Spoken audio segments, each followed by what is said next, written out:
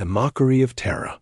The massive Nexus station hung in space like a crystalline flower, its 12 arms extending into the void.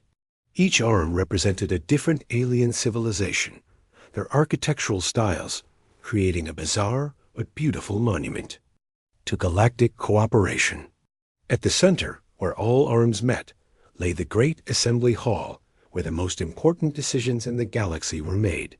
Ambassador Elena Vasquez stood at the observation deck of the human transport ship Persistence, watching the station grow larger as they approached. Her dark eyes reflected the swirling lights of alien vessels, each one more impressive than anything Earth had ever built. Behind her, Commander Jake Harrison adjusted his simple uniform and checked his datapad one final time. "Remember, Elena," Jake said quietly, "they think we're primitives who got lucky with faster-than-light travel. Let them keep thinking that." Elena nodded, her graying hair pulled back in a practical style that gave her an air of quiet authority.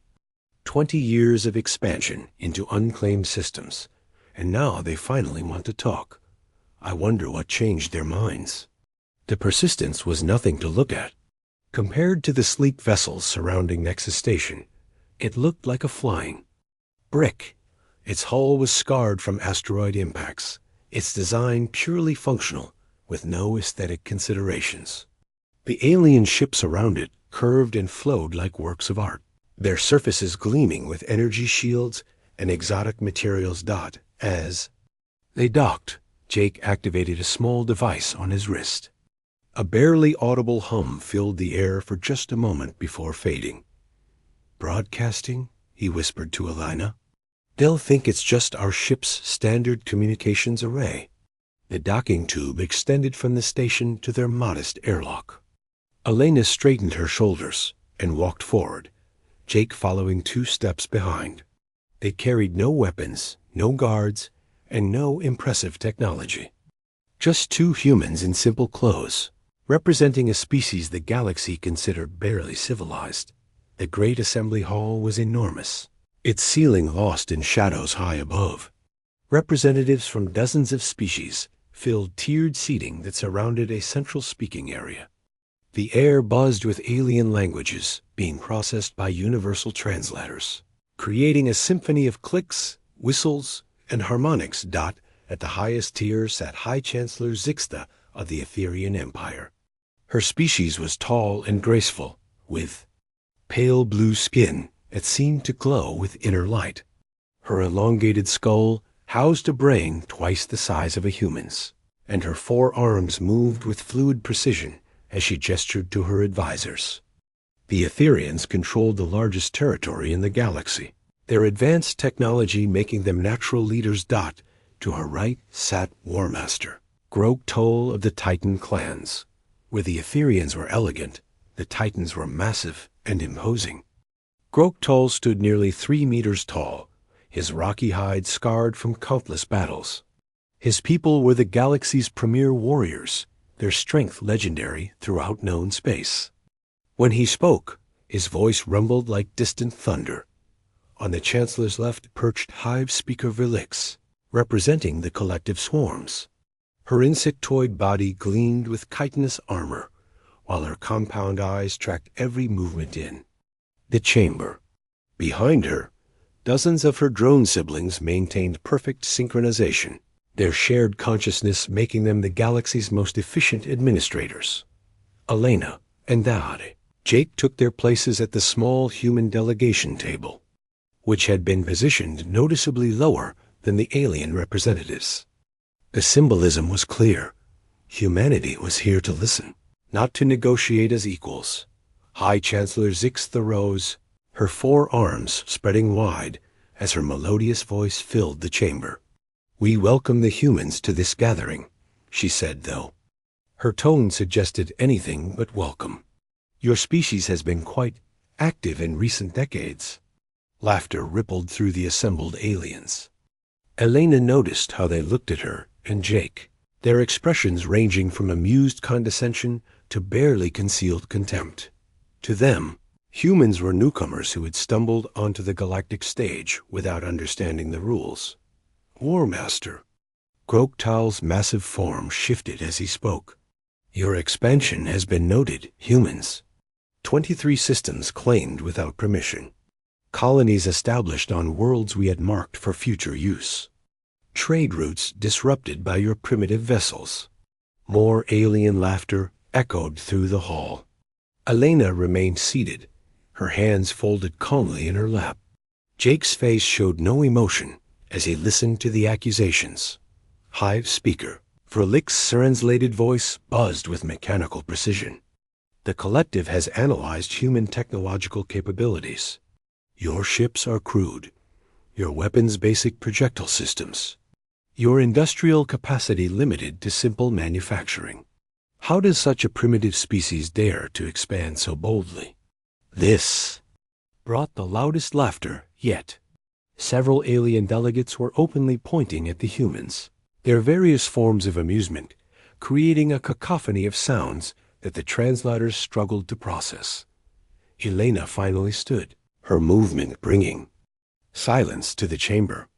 When she spoke, her voice was calm and clear. Honored representatives, Earth appreciates this opportunity to address the galaxy's concerns. We understand that our expansion has caused some confusion about our intentions. High Chancellor Zixtha sighs. 4 arms gestured dismissively. Confusion? Human, you have violated every protocol of civilized expansion. You colonize without permission. You trade without oversight. You build without consideration for established territories. Our surveys indicated those systems were unoccupied, Elena replied. We found no signs of active claims or established settlements. War Master Groktal's laughter shook the chamber. Unoccupied? Human, just because you lack the sensors to detect our presence doesn't mean we weren't watching. Your species sees only the most basic layer of reality. Jake's wrist device continued its barely audible humming, the sound lost beneath the alien conversations. Occasionally, he would tap it with one finger, adjusting something in its simple interface. Hive speaker Vrilix leaned forward, her compound eyes reflecting the chamber's lights. The collective offers a solution to this problem. Humanity will withdraw from all claimed systems except your home world. You will submit to collective oversight of your remaining activities. Your expansion will be limited to directions we approve. The other alien representatives nodded agreement. This was clearly a predetermined outcome, not a negotiation. Elena's expression remained diplomatic. And if humanity chooses a different path? The chamber fell silent. High Chancellor Zixtha's skin brightened as her internal luminescence increased, a sign of rising emotion among her people. Human, do you understand the forces you address?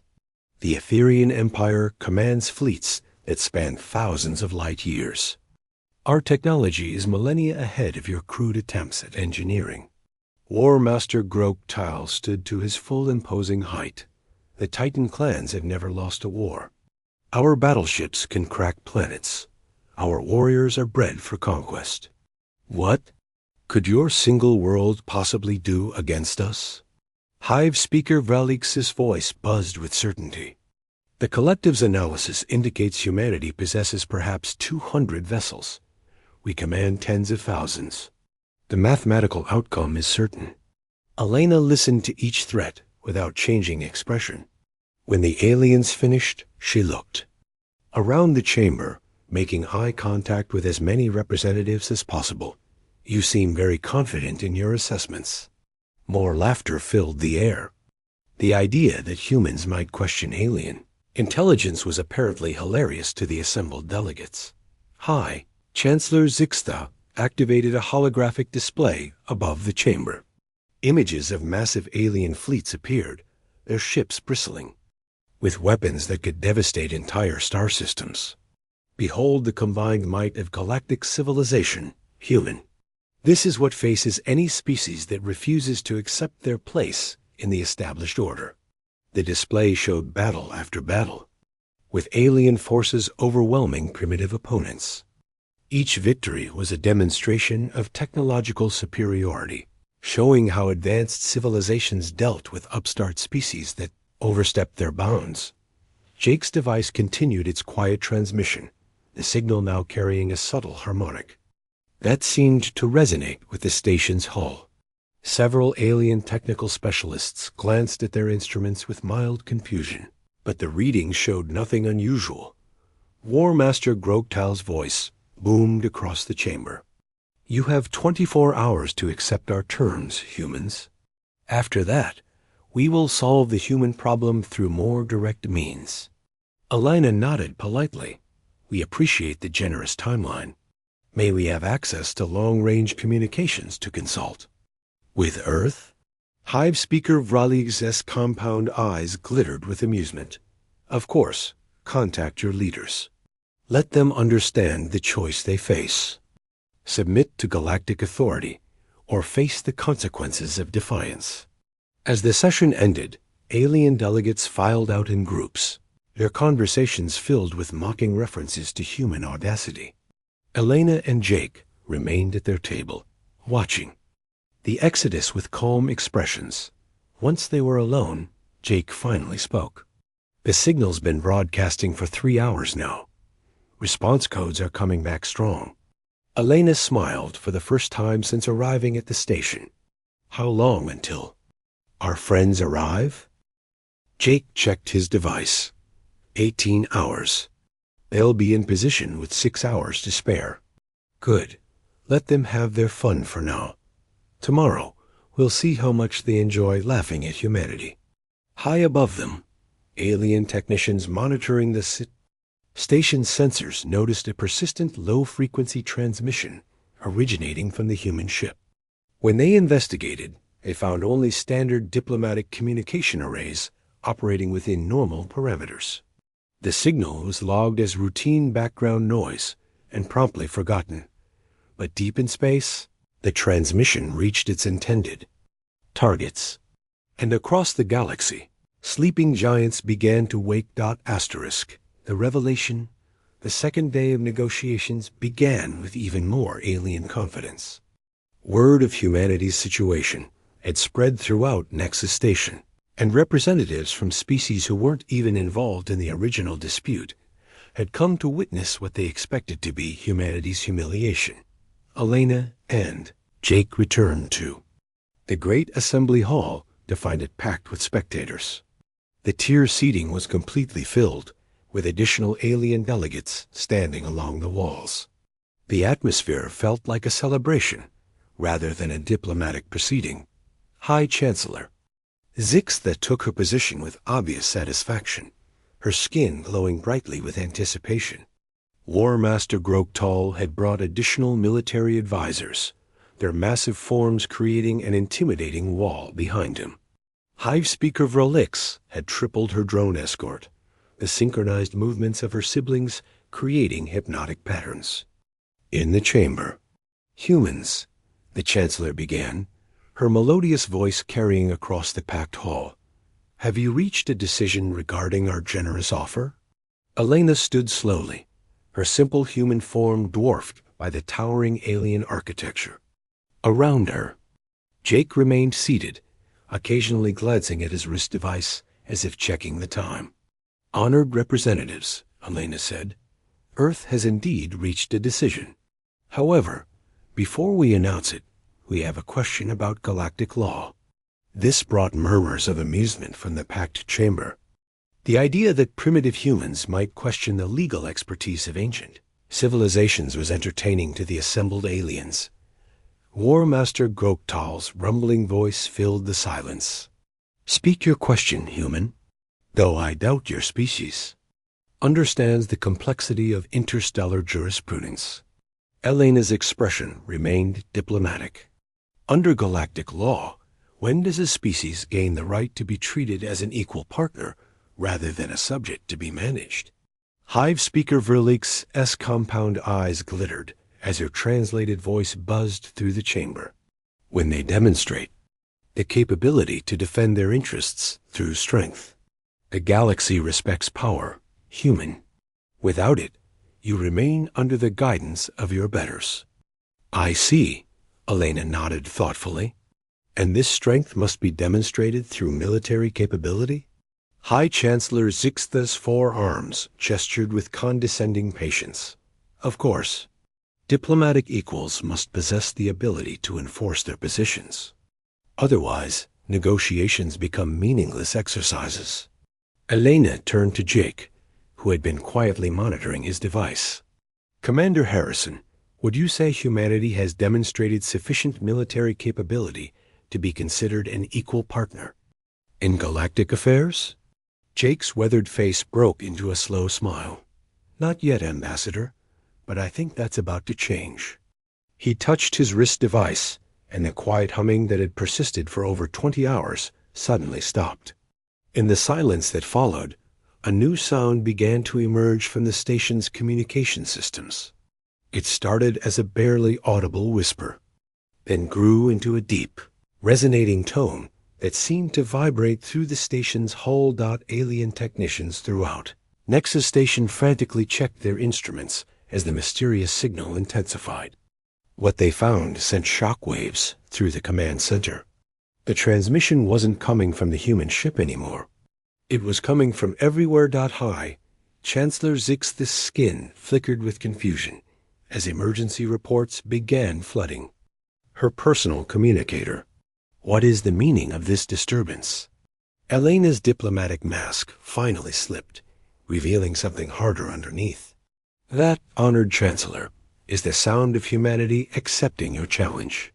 Throughout the Great Assembly Hall, alien delegates began receiving urgent messages from their military commands. The initial confusion quickly turned to disbelief, then to growing alarm as the reports continued. War-Master Groktal's massive form tensed as he listened to his own communications. His scarred face showed the first signs of uncertainty as he spoke. My fleet commanders report unusual sensor readings throughout the system. Something is interfering with our detection arrays. Jake stood for the first time since arriving at the station. His simple uniform seemed less humble now, more like the practical clothing of someone who had serious work to do. The interference isn't random, War Master. It's coordinated. You're seeing the signature of human cloaking technology coming online. The packed chamber erupted in alien voices as delegates tried to process this impossible claim. Humans weren't supposed to have cloaking technology. Their ships were crude, visible, easily tracked by any competent sensor operator. Hive Speaker Vralise's drone escorts began moving in agitated patterns as she received updates from the collective surveillance network. Impossible. Our sensors show no human vessels beyond a single diplomatic transport. Elena walked to the center of the speaking area, her movement commanding attention despite her small stature compared to the alien representatives. Your sensors show exactly what we wanted them to show. For the past day, you've been looking at a carefully constructed illusion. High Chancellor Zixta activated the chamber's main display, showing tactical readings from throughout the Nexus system. What appeared was exactly what the aliens expected to see. Their own massive fleets surrounding the station, with one small human ship docked at the diplomatic pier. Your sensor readings confirm our assessment, the Chancellor said, though. Her voice carried less certainty than before. One human vessel against thousands of our ships.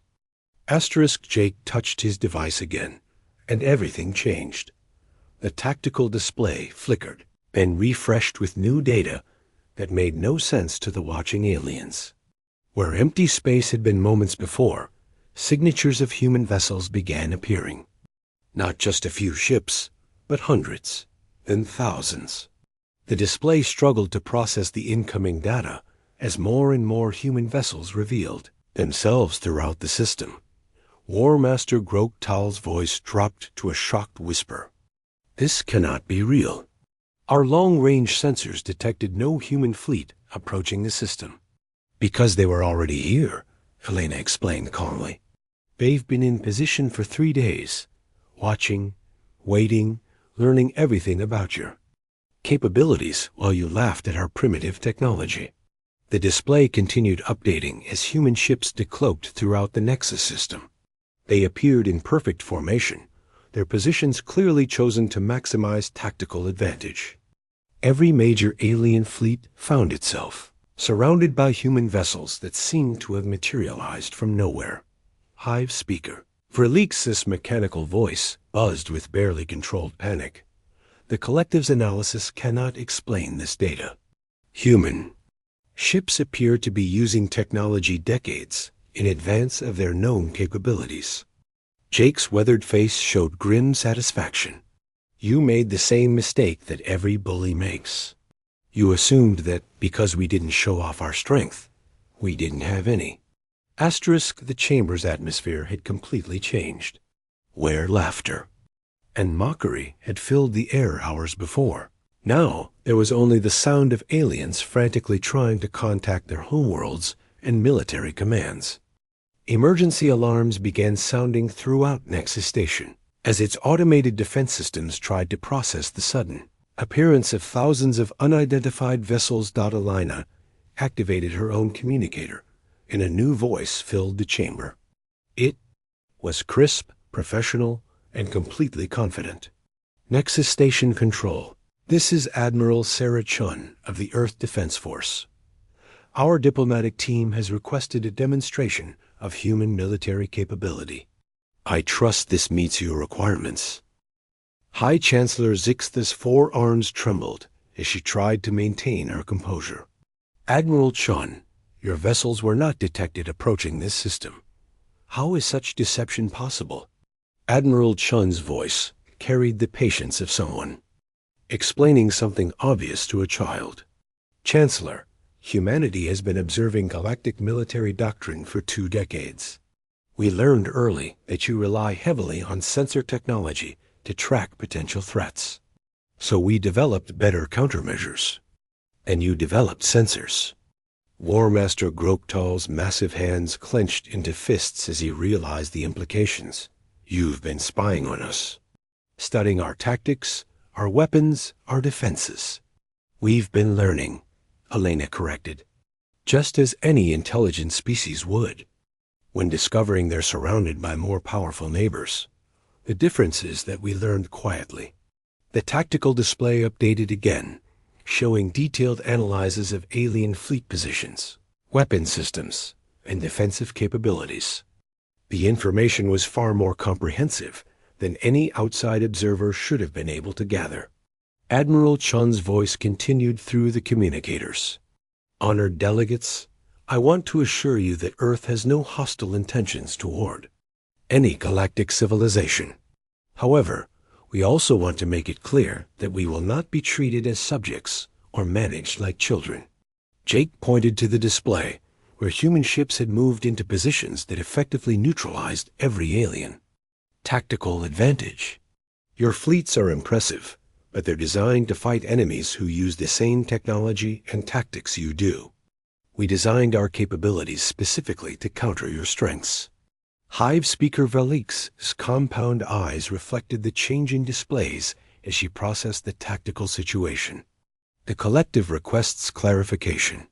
Are you threatening military action against lawful galactic authority? Elena's expression remained diplomatic, but her voice carried new authority.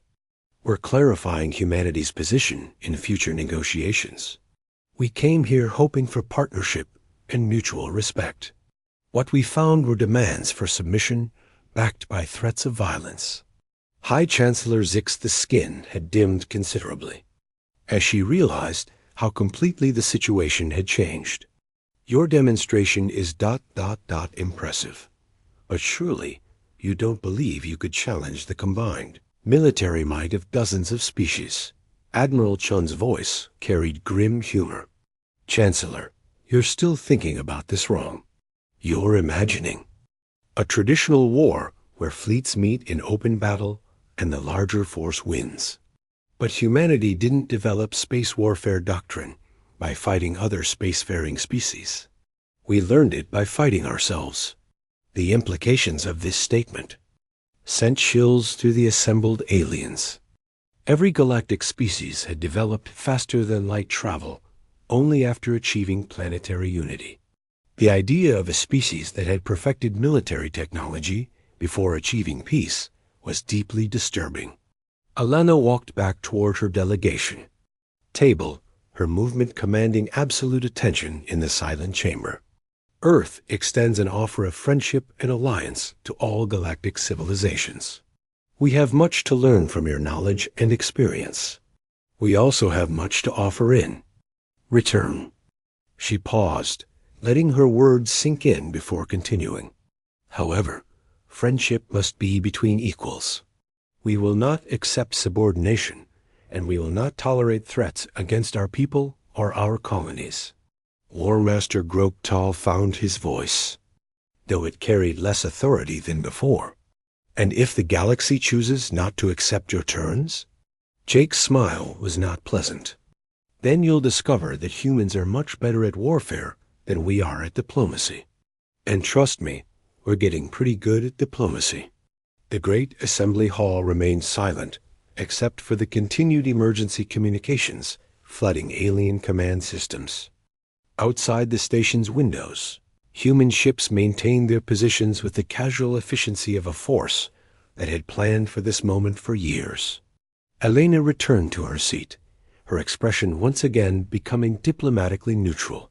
Now, then, shall we begin actual negotiations? Because I assure you, Earth much prefers building friendships to demonstrating our other capabilities. High Chancellor Zixta looked around the chamber at her fellow delegates, seeing her own shock reflected in every alien face. The carefully maintained balance of galactic power had shifted permanently in the span of minutes.